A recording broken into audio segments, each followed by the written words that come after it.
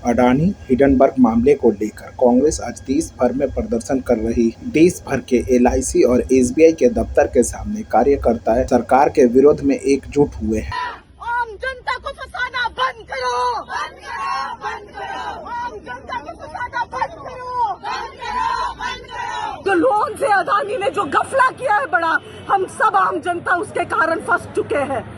हम एलआईसी से, एसबीआई से और पूरे देश से के जो जनता है, एसबीआई में जिन्होंने पैसा इन्वेस्ट किया, एलआईसी के जो पॉलिसी होल्डर्स हैं, उनके हित में हम सरकार से मांग कर रहे हैं कि वो जेपीसी लागू करे। कुल 75,000 करोड़ रुपीस जो है वो आम जनता के जो एलआईसी में और एसबीआई में है, उसका क्या होगा? आज जो अडानी है, हमें पता है वो भी बहुत जल्द देश से भाग जाएगा। वो भागने से पहले उसका जो अमाउंट है, उनके जो एसेट्स है, उसे फ्रीज किया जाए।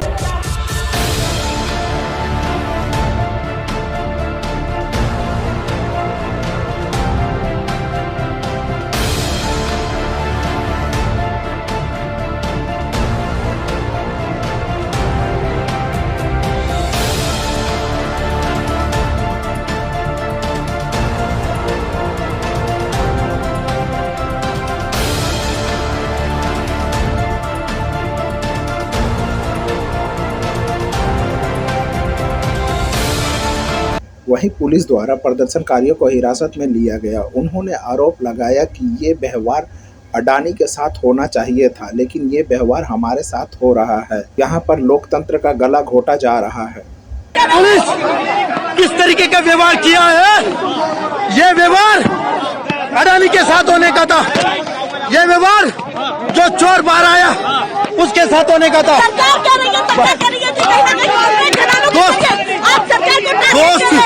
दोस्ती को निभा रहा है सरकार, दोस्त को निभा रहा है सरकार। जो उनके फेयर एंड लवली है, सफेद फेयर एंड लवली अडानी को लगा के क्लियर करने का काम किया। देश का जनता नहीं छोड़ेंगे। राहुल गांधी ने कहा, मैं काफी साल से बोल रहा हूं कि ये सरकार हम दो हमारे दो नीति पे चल रहे हैं। उन्होंने नाम न लेते हुए मोदी जी और अडानी के बीच के संपर्क का जिक्र किया। काफी सालों से मैं बोल रहा हूं सरकार के बारे में कि हम दो हमारे दो। सरकार नहीं चाहती और सरकार डरी हुई है कि पार्लियामेंट में अडानी जी के बारे में डिस्कशन हो जाए, मगर सरकार को डिस्कशन अलाउ करना चाहिए। आप देखना, पूरी कोशिश होगी और ये सरकार नहीं, मोदी जी पूरी कोशिश करेंगे कि पार्लियामेंट में अडानी जी का डिस्कशन ना हो जाए। उसका कारण है, कारण आप जानते हैं। तो पूरी कोशिश होगी कि अडानी जी पे डिस्कशन ना हो। मैं अब 2-3 साल से ये मुद्दा उठा रहा हूं और मैं चाहता हूं कि इस पे डिस्कशन हो और दूध का दूध, पानी का पानी हो जाए। जो लाखों करोड़ रुपए का भ्रष्टाचार हुआ है, जो हिंदुस्तान का इंफ्रास्ट्रक्चर कैप्चर किया गया है, उसके बारे में डिस्कशन हो और अडानी जी के पीछे कौन सी शक्ति है वो भी देश को पता लग जाए। वहीं कांग्रेस ने सवाल उठाया कि क्या यह विषय सदन में चर्चा का विषय नहीं है? क्यों सरकार इस विषय पर चर्चा नहीं करना चाहती है? लाखों करोड़ रुपए डूब गए।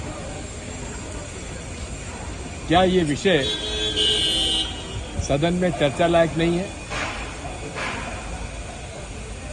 रूल 267 का प्रावधान क्यों किया गया?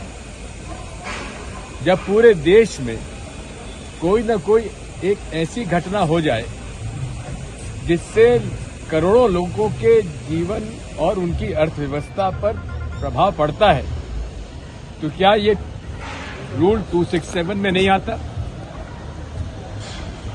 यूपीए रिजीम में यही भारतीय जनता पार्टी के अनेक विषयों पर हम लोगों ने 267 अलाउ किया, लेकिन आज हमें इस बात पर आश्चर्य है कि माननीय सभापति महोदय, जो कि पार्लियामेंट में भी उन्होंने पूर्व उनका अनुभव है, वो हर 267 के नोटिस को एक ही बात से कह देते हैं, उसको निरस्त कर देते हैं कि आपको अवसर है ये बात करने का।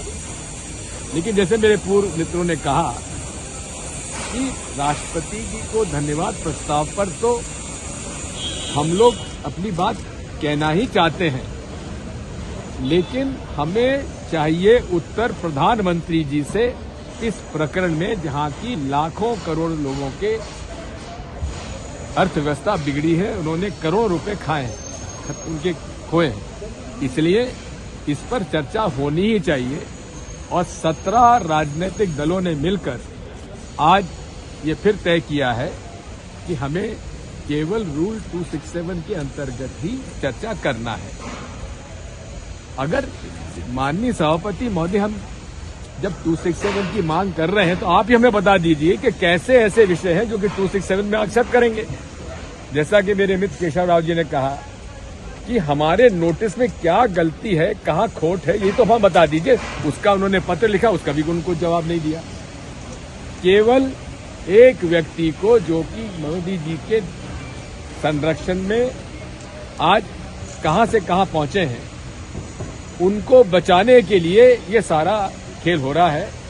हम जब तक नरेंद्र मोदी जी खुद इस पूरे विषय के बारे में चर्चा के लिए तैयार नहीं होंगे, हम पीछे हटने वाले नहीं हैं। धन्यवाद।